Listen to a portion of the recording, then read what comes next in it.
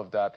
Our job is just to bring you up to speed. But something that played out earlier today in Ibadan, the Oyo State capital, where the governor of the state, Wike-Makinde, had this press media chat where he had conversations with some of our colleagues, including our very own Kayode Kikiolu, and he made some very strong statements and claims as far as the politics of the PDP and national politics is concerned. Now, he talked about the fact that people like Nyesom Wike, the honorable minister of the FCT, had voluntarily, without being solicited for, said he's going to hold the PDP for the president in 2027. He said he wasn't part of that deal, and he confronted him after that particular meeting. He also says he regrets supporting the president because there was a deal that he feels that the president did not follow through. And he says in 2027, he's not going to support him. But I want you to hear from him directly. I was in a meeting with the president and Wike. And I'm saying this, in an open chat. The president's chief of staff was also in that meeting, and a few others. And Wike said to the president that, well, sir, I will hold PDP for you, against 2027. I was in shock. So we got up, we got to the veranda. I said, Wike, did we agree to this? I don't like talking about people, and I will not talk about people or talk about events. But I'll talk about the real issue. The real issue is that Wike would like to support the president for 2027. That's fine. It is within his right to do that. But also some of us that want to, ensure that democracy survives in Nigeria. We don't drift into a one-party state, and we want to ensure that PDP survives. It should also allow us to do our own thing. I told him from that day that I will never be a part of this. And that is why I will not be supporting the president for 2027. Wike can support him, he's within his right, but also it is within my own right to decide within the political space who I will support or what I will do in 2027. I can make mistakes. I'm human. I supported the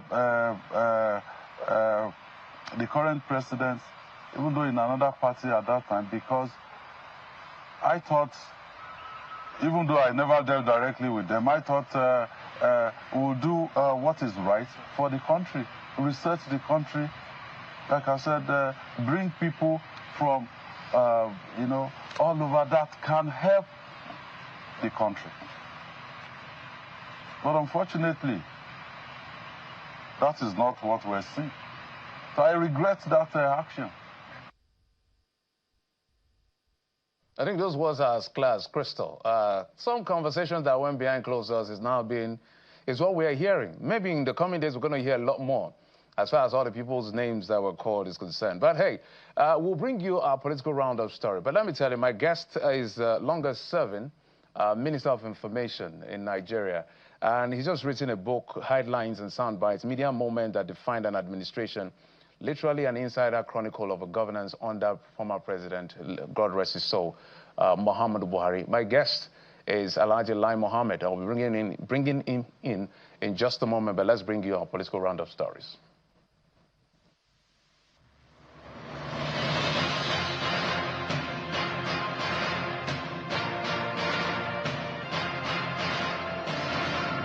The Senate has formally announced the defection of two lawmakers from Rivers State, Senator Orwell Onyeso, who represents River East Senatorial District, and Senator Barry Nada Mpigi, who represents River South East Senatorial Districts from the PDP to the APC.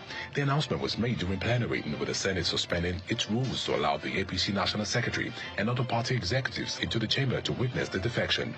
Both senators, who are considered loyalists of former Rivers State Governor Nyesom Wike, said the decision was informed by deep and unresolved internal divisions within the PDP.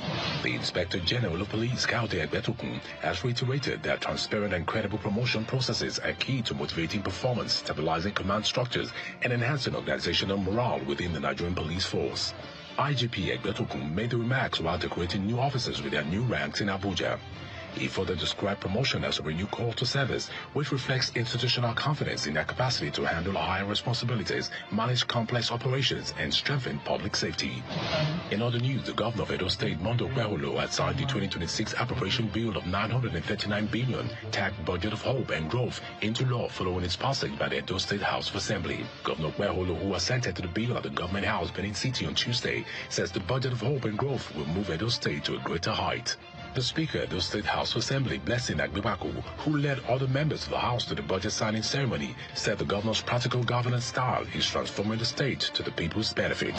To Oyo State, where the All Progressives Congress APC has commenced the 14th federal constituency tour beginning in Oyo Federal Constituency to unite party stakeholders and reinforce mobilization structures ahead of the 2027 presidential election. The flag-off event held on Monday at the Oba Adeyemi Stadium, Oyo Town, drew massive attendance from leaders across the state. In his remarks, the Oyo State Ambassador for Renewed Hope, Senator Teslim Fulani, says the Renewed Hope ambassadors are collaborating closely with APC structures in Oyo State to champion strategic and results-driven efforts aimed at expanding support for President Bola Tinubu in 2027. He emphasized that Oyo State will play a defining role in securing the president's re-election. Meanwhile, the national chairman of the core party, Mr. Maxwell Mbudem, has maintained that there are no factions within the party, emphasizing that the party is focusing on the upcoming elections. Mr. Mbudem stated these at a news conference at the Accord National Secretariat in Abuja. He insists that he is the only national chairman of the party, urging Nigerians not to be distracted. He accused some members of the party of engaging in anti-party activities. Lastly, a coalition of civil society organizations in Abuja is urging President Bola Tinubu to sustain ongoing reforms to strengthen public procurement processes in the civil service, block all leakages, and reduce corruption in the civil service. The group, which comprises members of the Northern Youth Integrity Group and the Oduduwa Development Initiative, maintain that the recent procurement approval, the group, which comprises members of the Northern Youth Integrity Group and the Oduduwa Development Initiative, maintain that the recent procurement approval threshold and the standardization of bidding and evaluation document and the gradual transition to comprehensive electronic procurement system are welcome reforms that should be sustained by the government. According to them, procurement reform is a necessity that must be protected from partisan politics. Public procurement reform is a central component of the renewed hope agenda of the Federal Republic of Nigeria. It is intended to correct structural weakness and have over many years enabled inefficiency, cost inflation, procedural abuse, and weak value for money.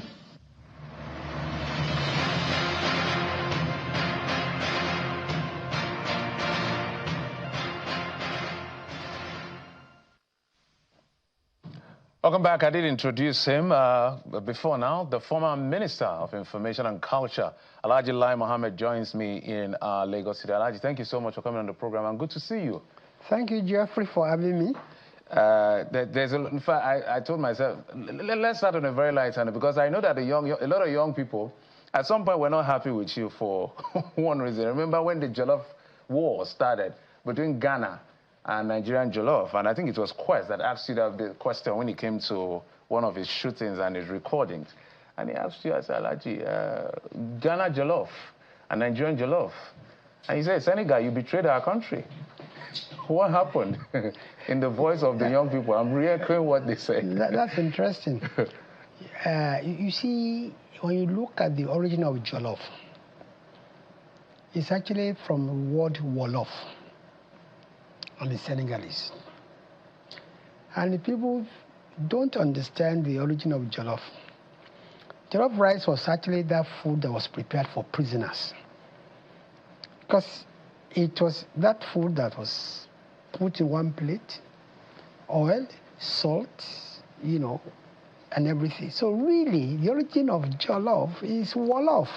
But I think later, it must be UN Tourism or somebody, came out and Wikipedia. Yes, the origin of, Wolof, of Jollof is actually Wolof. Okay. We call it Chebuche in Wolof. Well, I don't know whether you had the time for that to explain at that time, because a lot of young people were like, no, you're the man in charge of tourism and culture. You should have defended us as much as possible. But beyond that, what have you been up to since you left government?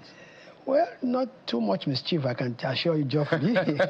I was quite fortunate to be appointed as the special advisor to the Secretary General UN Tourism, which used to be United Nations World Tourism Organization.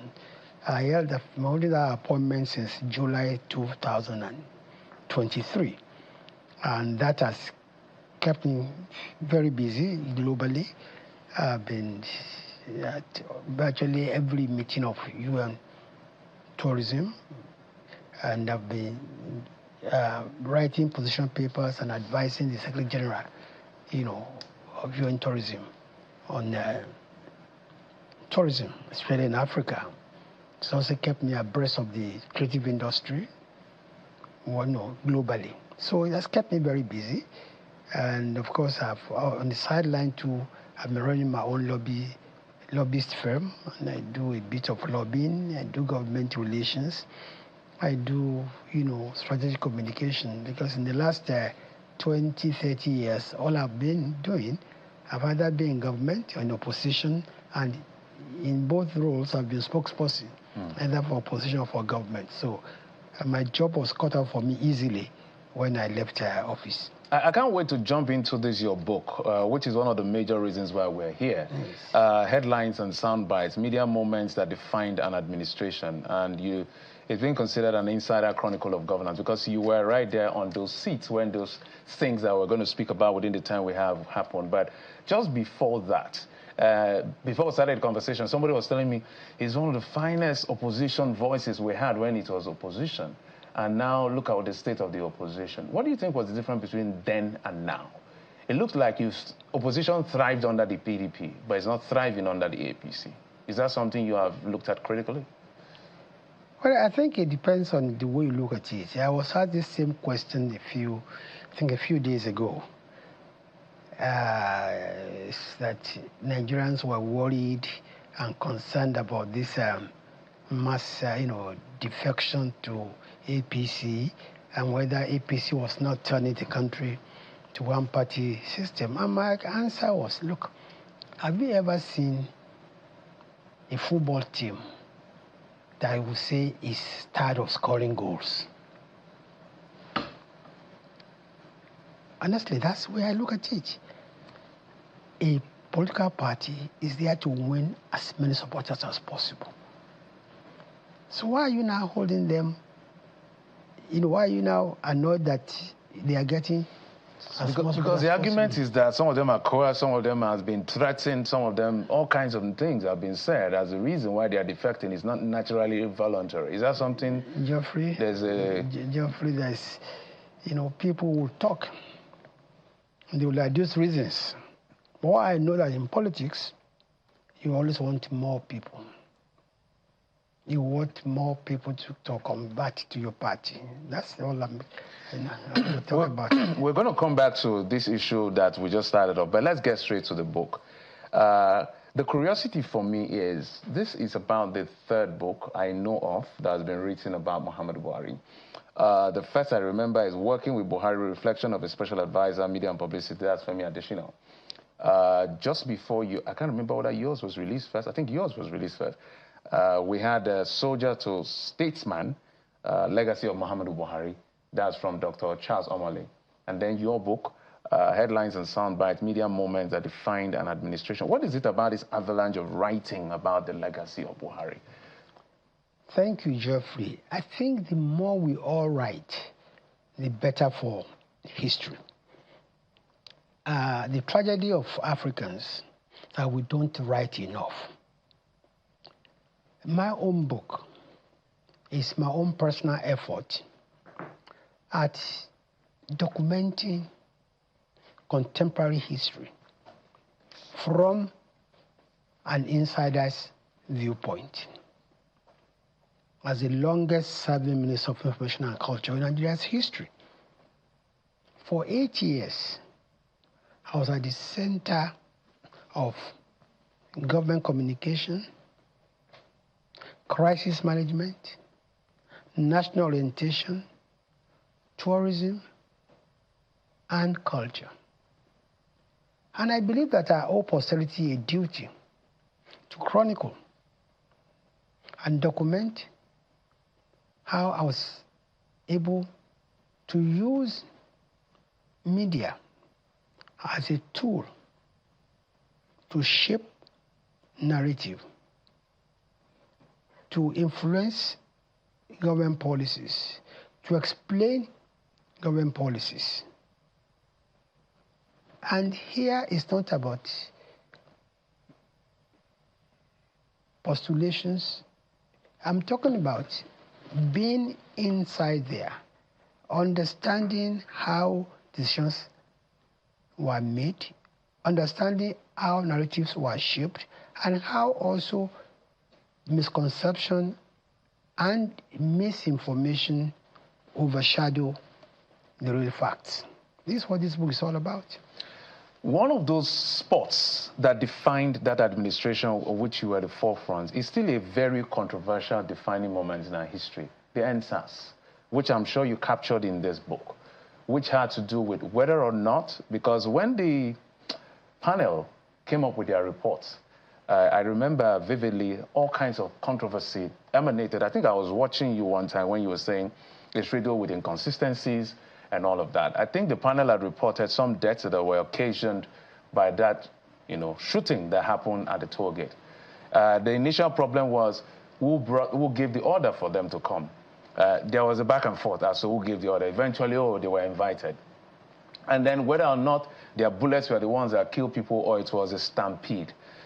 What is your current position as to what happened then? Because it's difficult to believe nobody was killed at the Lekki toll gate. But the government has constantly maintained that that is their position. What is your position today looking back at 2020?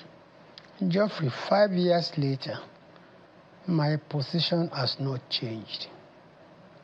Because even before the soldiers were drafted, I was in touch with the Chief of Defense Staff.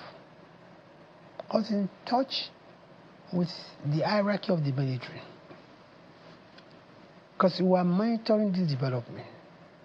At no point did the government ever say that lives were not lost during EndSARS. We lost several lives, including soldiers, including policemen.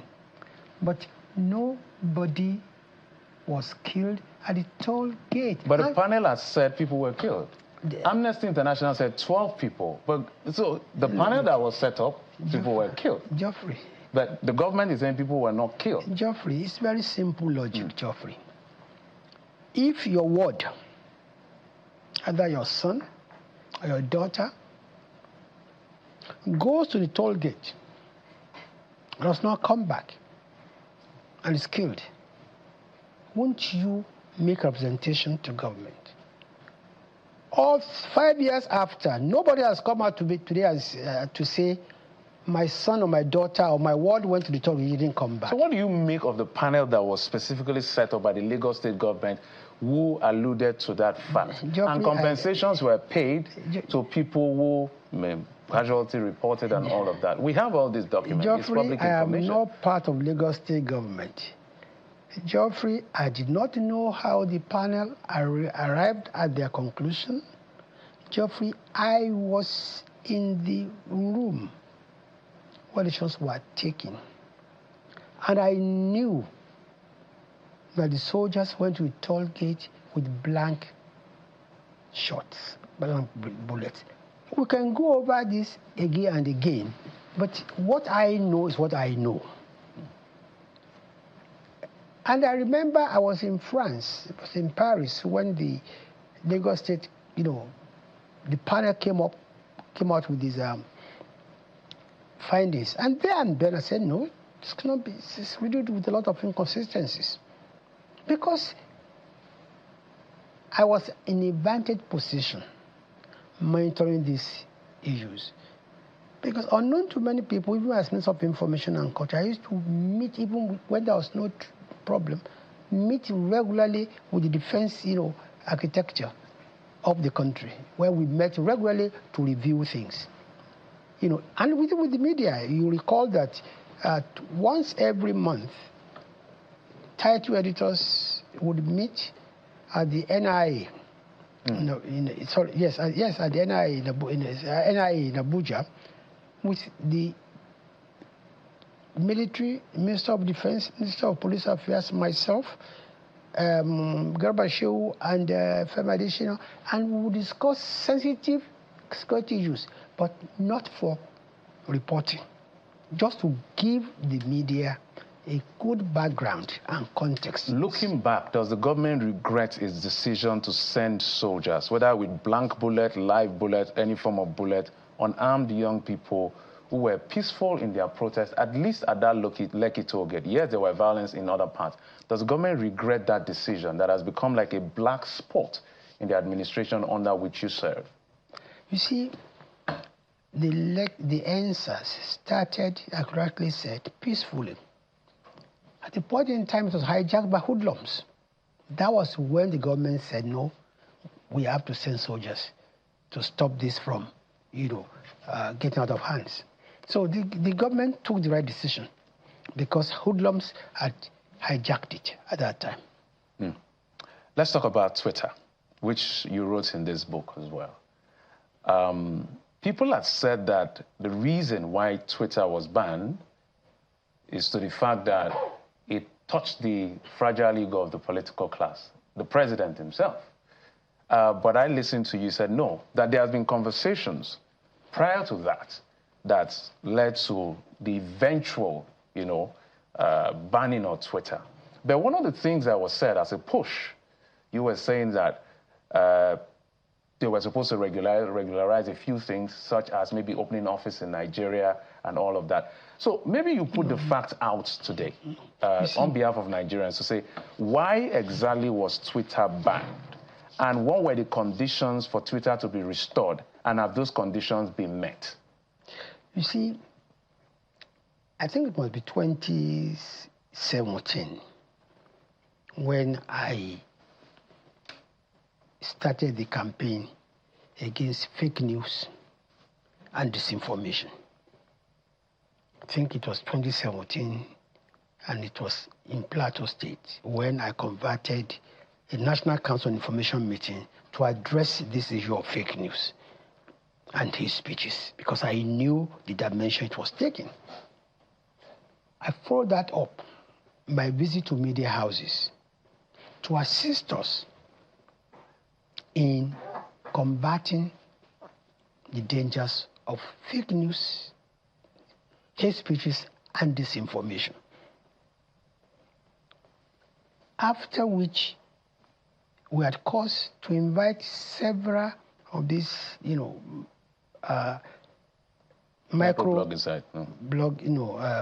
blogs to please plead with them that there should be self-regulation.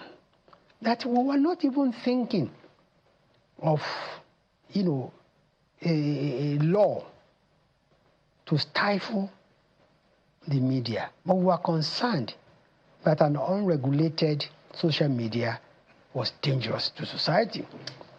So along the line, we invited many of these social media platforms. Again, we also found out that around that same time, certain platforms became the platform of choice for those that wanted to destroy our stability and our unity. And we want them.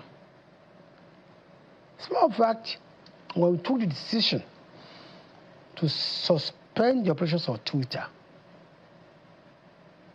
the president, God bless his soul, asked me only one question: do I have the capacity to do so? And I said, I discussed with my colleague, the Minister of Communication and Data Economy. But the sole purpose why we suspended the operation of Twitter was because it was becoming reckless.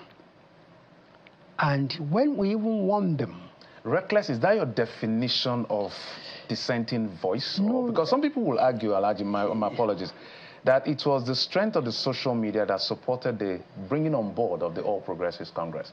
Now it has helped to bring the government on board, and now the government is cracking down on dissenting voice, which is the only avenue to which they'll be able to. Yes, there are extremes. We will not debate that. You see, honestly, we are more worried about those extremes.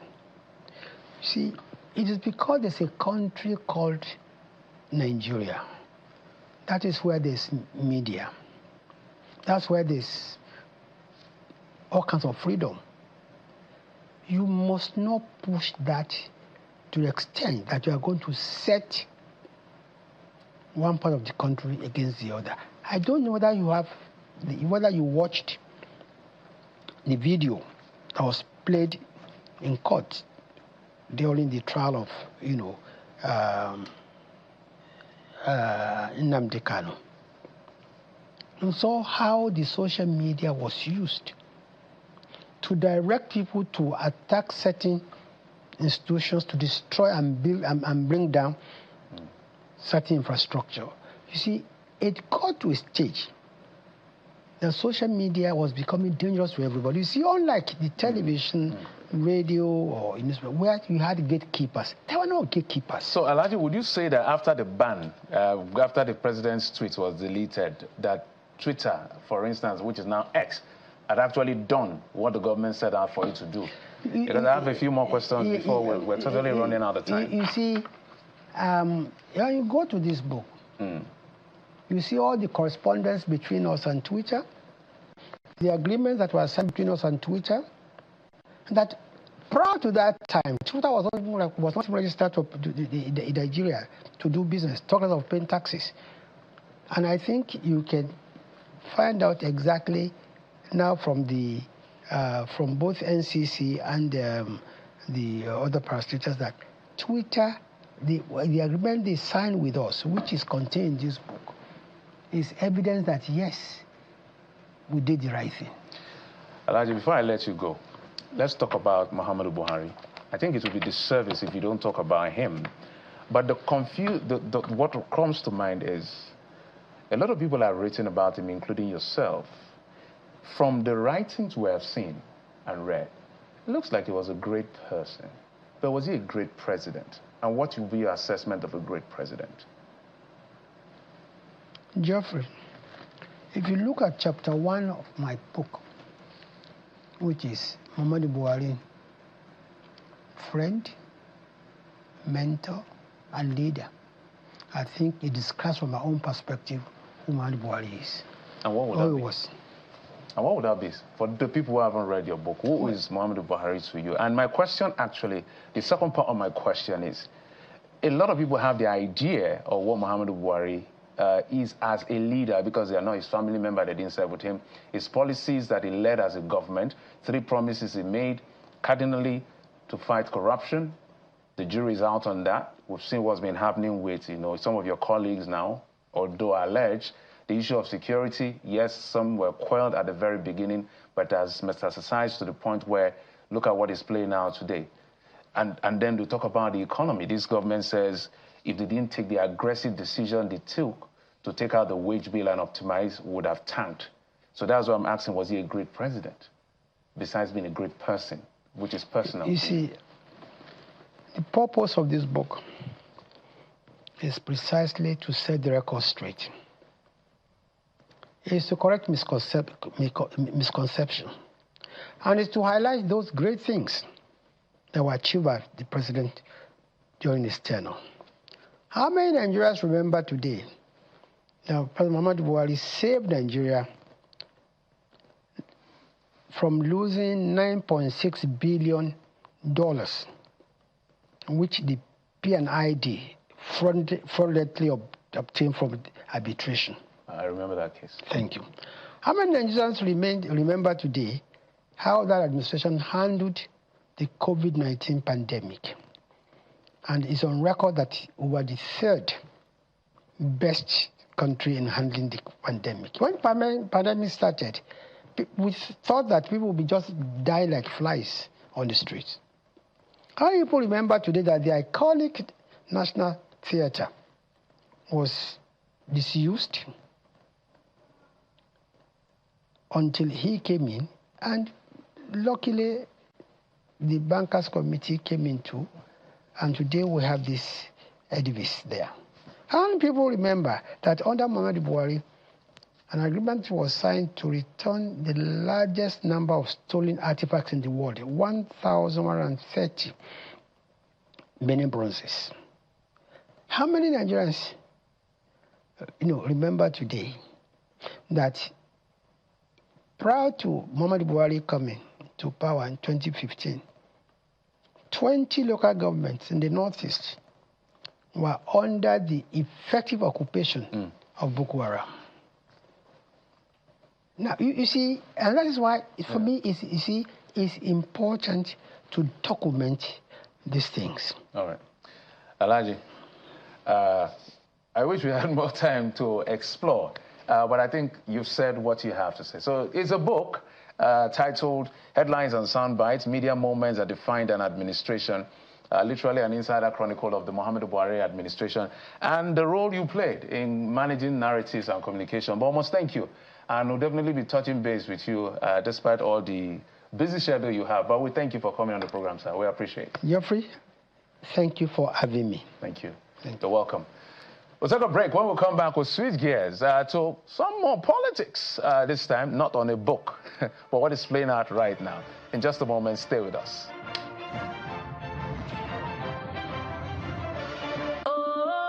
My workaholic son.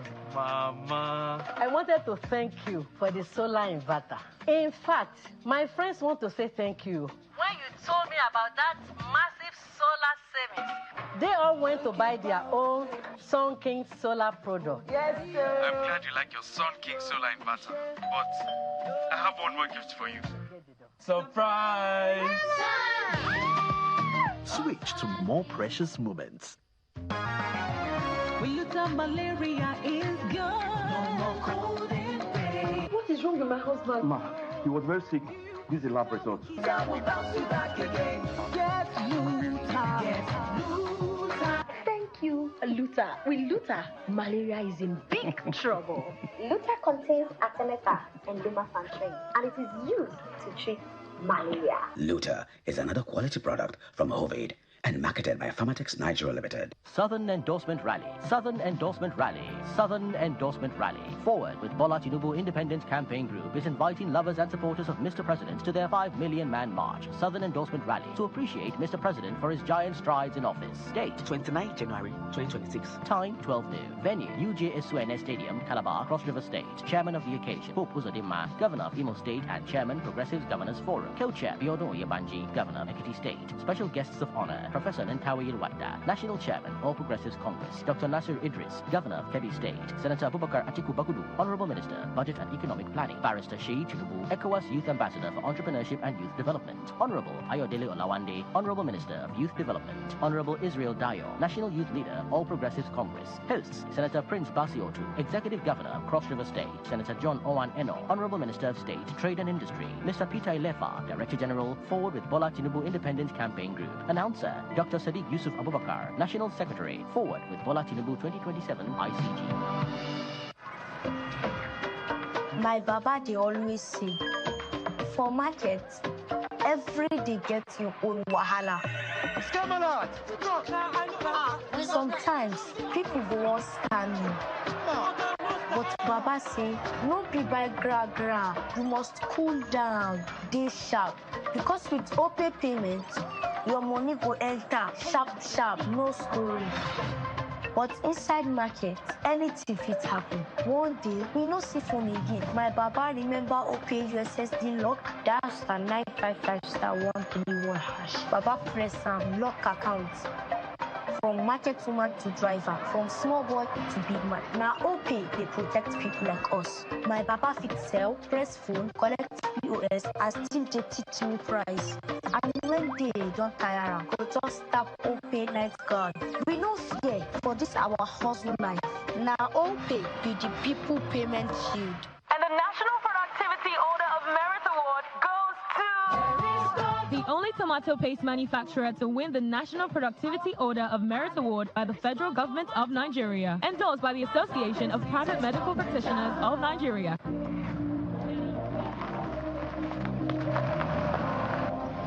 Bro, na transfer. Now money point of that.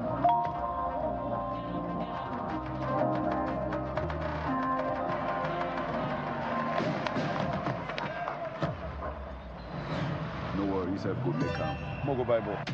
Victor, even you, they use money point. Of course now, they use money point. Confirm. Money point made for your progress. Our end-of-year sales is on. Doors are more than entryways, they are guardians.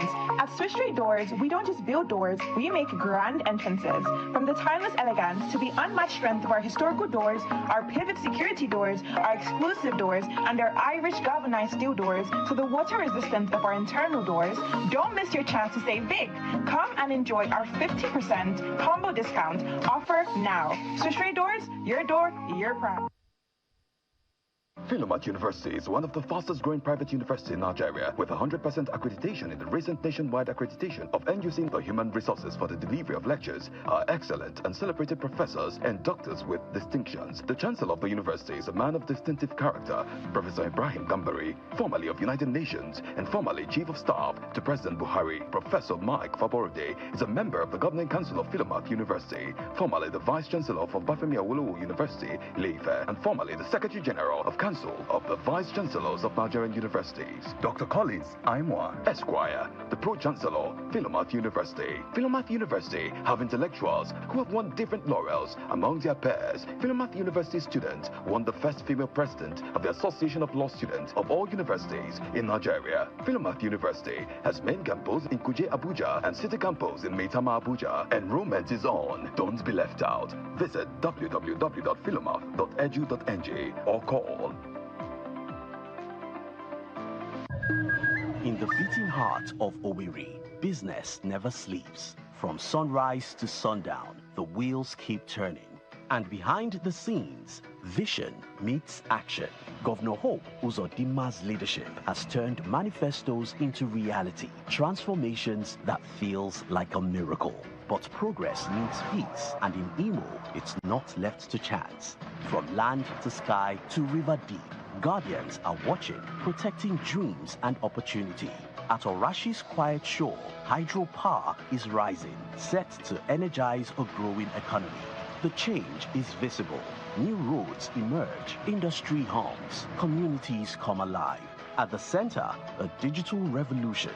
500,000 young minds trained each year to build the future. As Orashi rises, so does Imo and the hopes of a hard-working people. A new Imo is on the rise.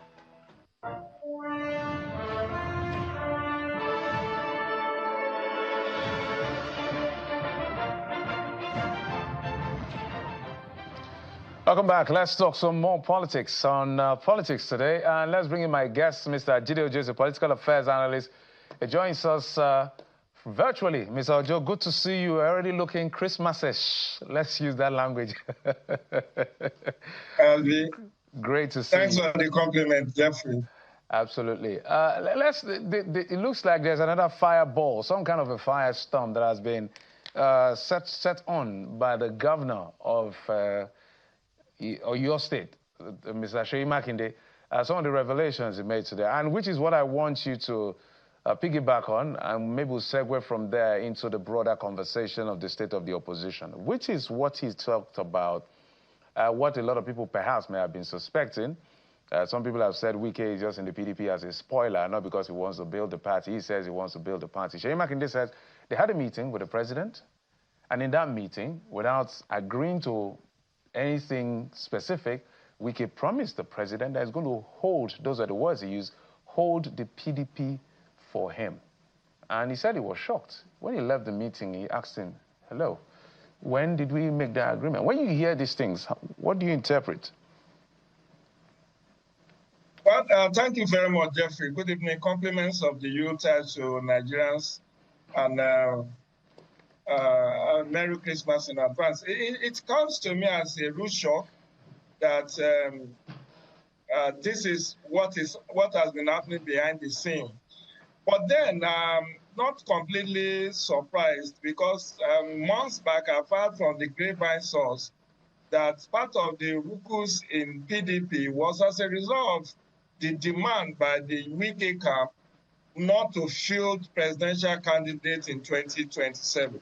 I don't know whether you heard that, Geoffrey, but, you know, rumor mill has it that that was part of the terms of settlement that Wike has put on ground if he's going to sheath his sword.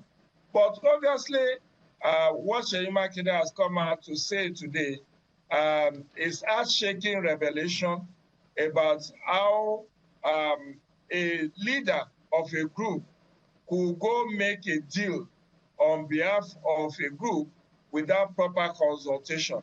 5 governors worked together, did anti-party in 2022, 2023.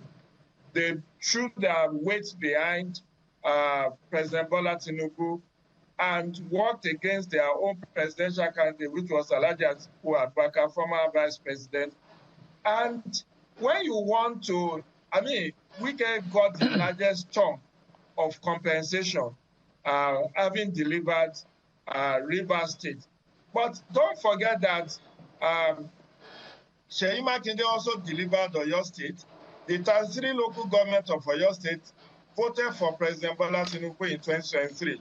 And he won outstandingly, signally, he won in Oyo State.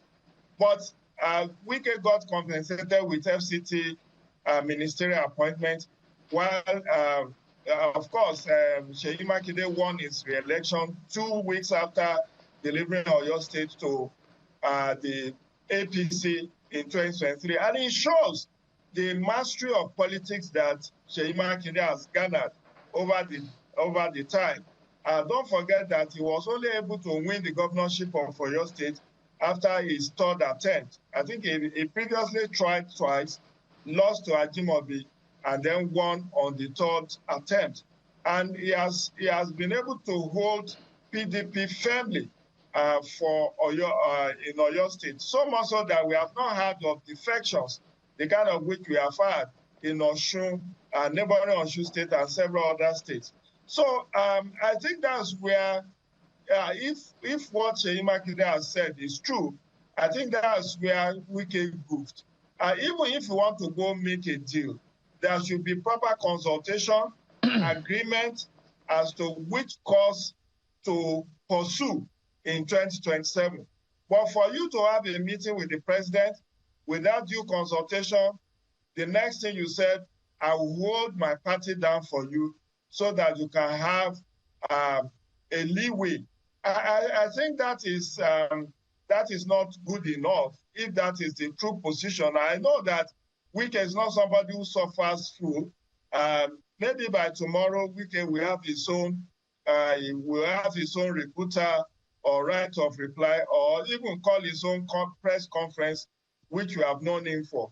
But spending that time that he will clarify his own position, I think we now get better enlightened about what actually has been the main cause of the imbroglio within the PDP, so much so that today we now have 2 factions, even up to BOT level, NWC level, and other organs of the party.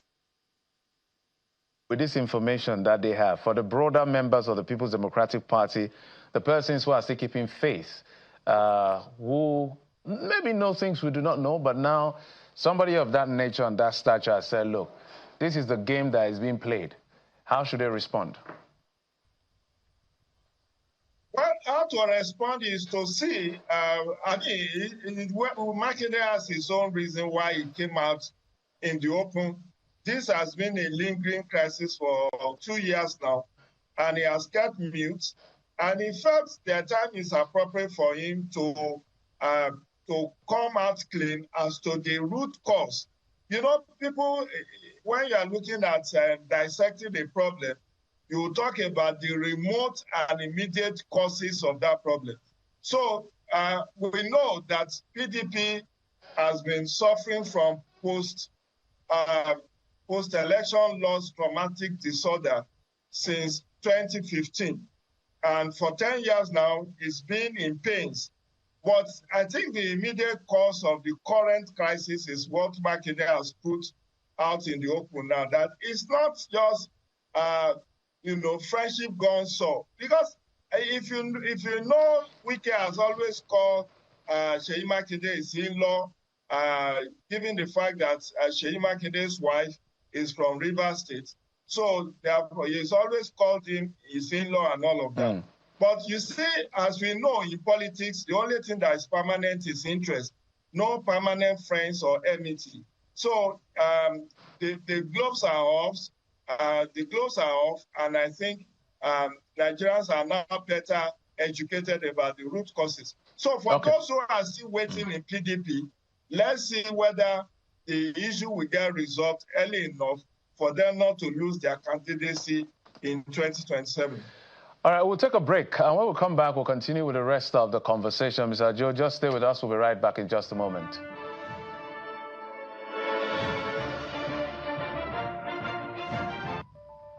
My name is Austin Azuko Kocha, but you all call me JJ. That's because I was so unstoppable, they named me twice. During my days as a professional footballer, I played as an attacking midfielder. No one could stop me, not even malaria, when mosquito bites. Now you too can be unstoppable if you use Lonat against malaria. Lonat, a combination of artemether and lumefantrine. Lonat, be unstoppable.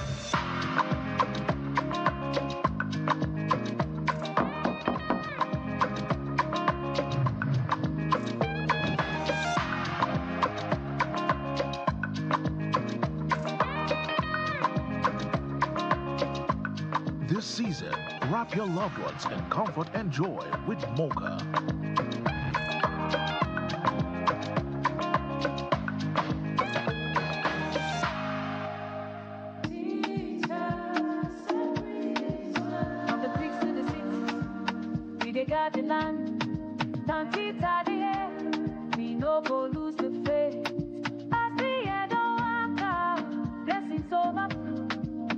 Together we go and start the season go. Season greetings from Tantika.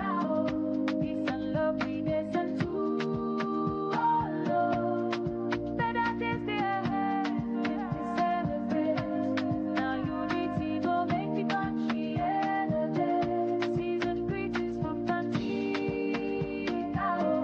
Peace and love, happiness and to all love. From our hearts to your homes, it's the season. Make blessings for your life every single day. Season's greetings and happy holidays from Tantita Security Services Nigeria Limited. My baba, they always say, for market, every day gets your own wahala. Sometimes people go want scam you. But Baba say, no be by gra, you must cool down, dey sharp. Because with OPay payment, your money go enter sharp, no story. But inside market, anything fit happen. One day, we no see phone again. My Baba remember OPay USSD lock, dash star 955 star 131 hash. Baba press and lock account. From market woman to driver, from small boy to big man. Now OPay, they protect people like us. My Baba fit sell, press phone, collect POS, and still they teach me price. And when they don't tire, go just tap OPay night guard. We no fear for this our hustle life. Now OPay be the people payment shield. It be like saying Atrusha. This kind of resilience is only made in Nigeria. Rolled sleeves, working miracles, making progress happen with competence and compassion. Made in this same Nigeria. There is a Nigeria to be made by the Nigerian who makes things happen. Union Bank, enabling success here and now.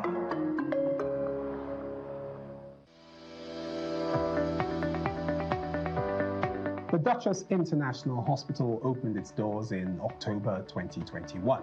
The mission of the hospital is to reverse medical tourism. We take particular care here at the Duchess to bring together a combination of the brightest and the best locally, as well as Nigerians in the diaspora who are interested in returning to do very good work for the benefit of our patients here in this country. The good thing is that we have all international expertise here, all international facilities here, international people working here. Everything is coming together in a space which was considered not great in terms of the availability of healthcare. Access Bank, of course, has been able to provide us with a robust range of products and services that has enabled us to deliver that standard and quality of healthcare that is integral to our mission as an organization.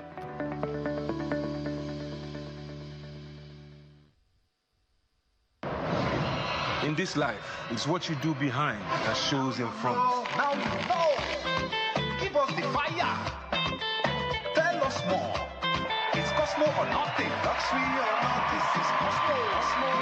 That's why I roll with Cosmo deodorant. No sweat, no stains, no odor. Now you know.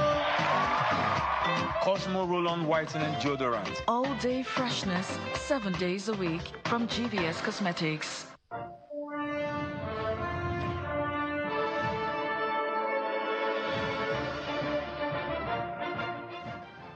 Mr. Jide Ojo is my guest. Welcome back. Let's bring him in. Mr. Ojo, now the Senate has welcomed 2 new members into the APC. I think the last count is now 78. That's super majority. Literally anything that Bola Tinubu, the president, wants, it goes. And then 6 members from the House of Reps have now joined the APC. So those are members from they are from Rivers State, believed to be loyal to Nyesom Wike. Again, we've asked the question, what are we dealing, because for the politicians who are the political class, I just finished interviewing Lai Mohammed, who said you can't stop people from being welcome into your family.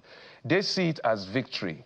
But for Democrats like you and people who understand the importance of opposition, what is this portending? What it portends is danger for democracy because there will not be political accountability. As things stands now, President Bola Tinubu can railroad the National Assembly to do whatever he likes without having to lobby or court the support of the opposition.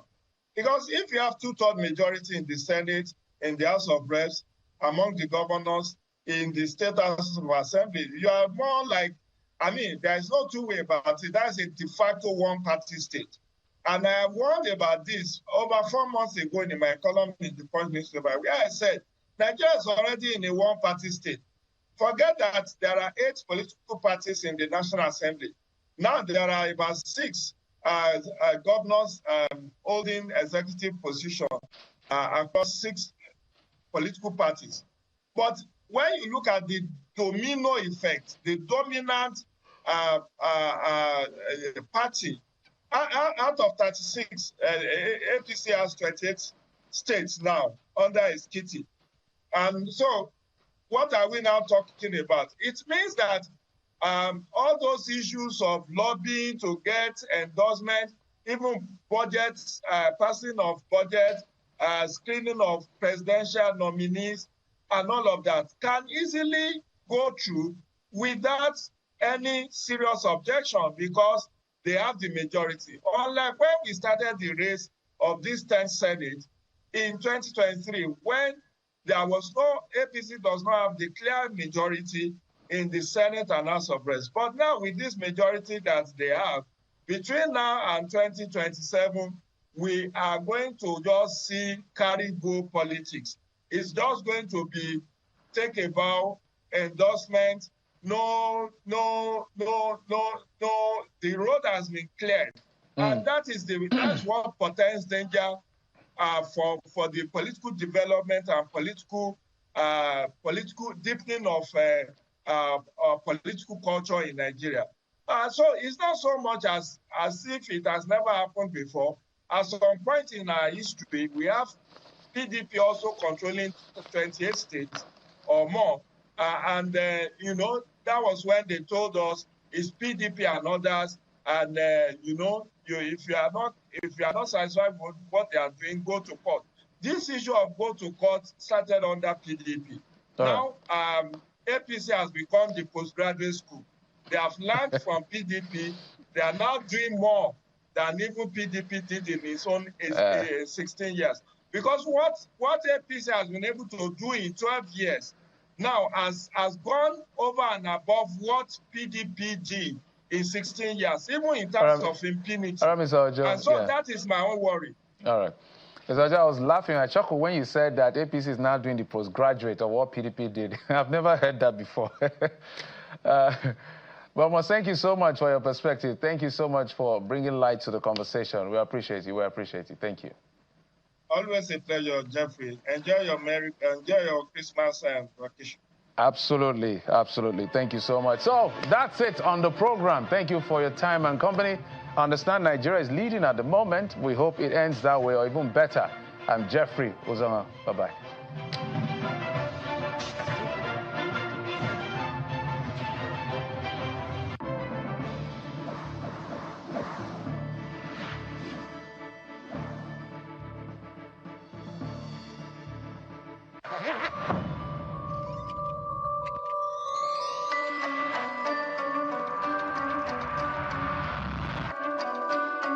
Studio, 3, 2, 1, cue. Hello, I'm Anne Umawado, wishing you and your family a Merry Christmas from all of us at Channels Television. It's the most wonderful time. Thank you for trusting us to bring you the news all year long. With the kids jingle belling and everyone telling you be of good cheer. It's the most wonderful time of the year. It's the happiest season of all. With those holiday greetings and gay happy meetings when friends come to call. It's the happiest season of all. There'll be parties for hosting, marshmallows for toasting, and caroling out in the snow. There'll be scary ghost stories and tales of the glories of Christmases long, long ago.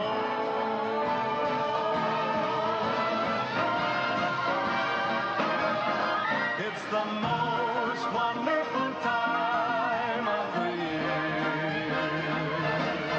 There'll be much mistletoeing and hearts will be glowing when loved ones are near. It's the most wonderful time. Yes, the most wonderful time. Oh, the most wonderful time. As we celebrate Christmas and the brand new year, may they bring you prosperity, good health, and endless possibilities.